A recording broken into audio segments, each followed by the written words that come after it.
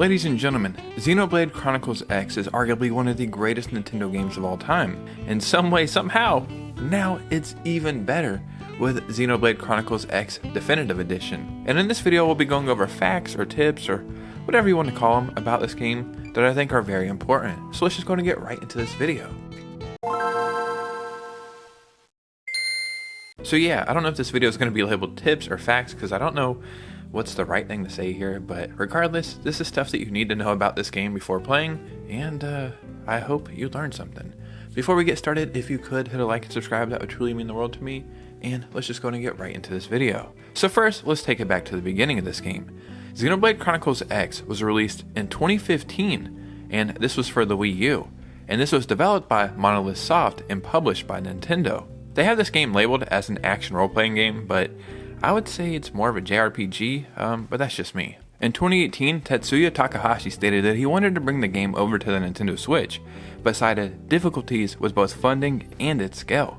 10 full years later, we are getting the definitive version on the Nintendo Switch, and this will be releasing on March 20th. Dude, I don't know if you can hear this or not, but there's like a full-on hurricane storm going on outside my window right now. You probably can't hear it, but dude, it is really setting the vibe right now. I am really vibing out. So a very important thing to know is how long is this game? And if you were to ask 10 people, well, you might get 10 different answers. It really all depends on your playstyle and how much you want to complete. This game has more content than the original version, and from looking online, the original game's average was about 35 to 40 hours, but it was not uncommon, like at all, to find people that had easily over 150 hours into this game. So you're definitely getting your money's worth here. And I don't know if you know this or not, I thought it was pretty common knowledge, but this game is retailing for $60. And sometimes when Nintendo does remakes or remasters and they're $60, I'm like, I don't know about that.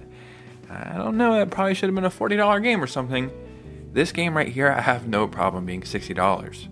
So I'm not going to spoil the story because it's arguably the most important part aside from the actual gameplay, but I'll try to give you a brief description that will fill in some details. In the year 2054, humanity attempts to escape impending destruction in the crossfire between two warring alien races, constructing interstellar arcs to escape Earth, but only a few arcs manage to escape the destruction. The story follows a surviving human ship after escaping an alien battle, and that battle did destroy Earth, with a player character joining the Blade unit to defend the human survivors and uncover the planet Mira secrets. Players will then explore an open world on Planet Mira, completing a variety of quests and unlocking new regions to explore and gathering resources from across its 5 continents.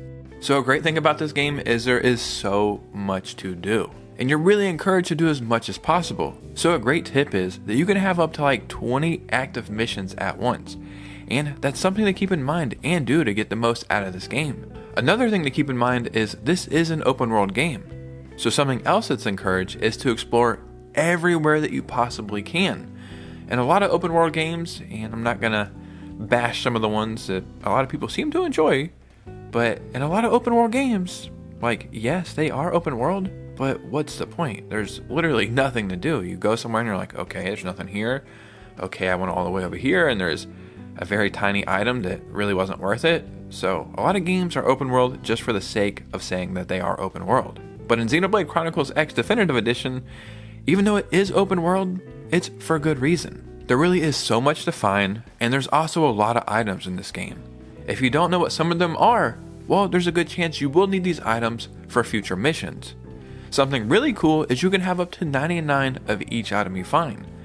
But once you pick up number 100 of whatever item you find, it will automatically sell the 100th one for you. So say you have 99 of one item, then you pick up the 100th of that same item, it will automatically just sell it. And this is something that I wish was implemented in other games because I just find it so useful. So another useful fact or tip is easy mode.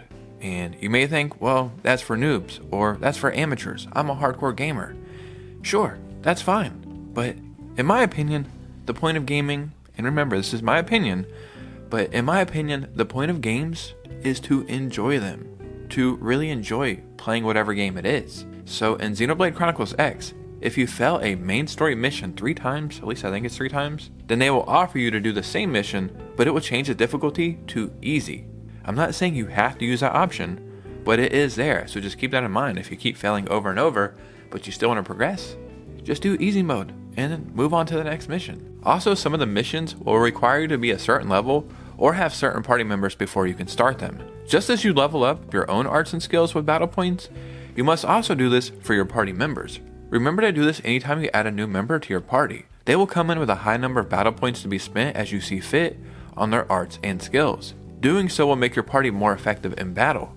Also, to remember to utilize your party members. Sometimes when there's games, specifically like RPGs or JRPGs, and you have multiple party members, I'll just find myself only using the main character or only focusing on the main character, and then all the other characters come secondary, or sometimes I just kind of forget about them entirely. But in this game, you really want to utilize them.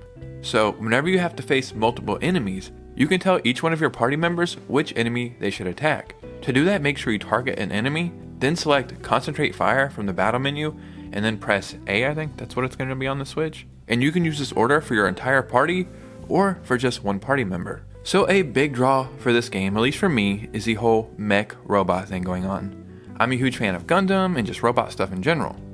And I think it's actually a big selling point for this game, is the whole mech thing going on. I think it's like really intertwined with the marketing, and it has a lot of people interested in the game. So you're going to start playing this game, and then a few hours are going to go by, and you're going to say, well, where's my mech at? And in this game, they're actually called skells, like that's what your mech is called. But you're going to start the game and say, well, it's only the beginning of the game, so I'll eventually get my skell. It's only been a few hours. But then you'll play a few more hours, and you'll say, well, I still haven't received it yet. Then you're going to play a few more hours.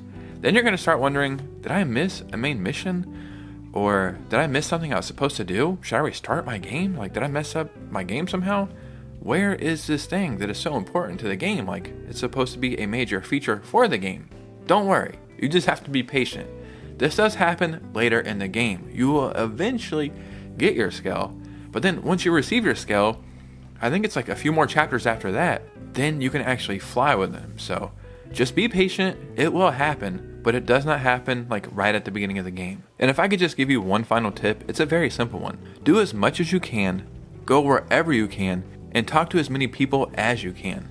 This game will truly just keep opening up and getting more in depth and better just as you do more. This is the definitive edition. The regular game was already packed full of stuff, and even though this game has more stuff in it, like more content added to it, it's built into the game.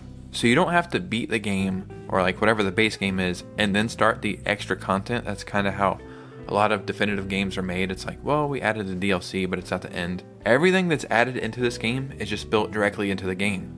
So as you're playing the game, you will eventually start to experience those new features or new content. If you've already played this game on the Wii U, you're going to immediately know like what's different. But for a lot of newcomers, just keep playing the game. And I guess by the time you beat this game, and whenever the hell it is, might be 150 hours later, you will have already played that new content.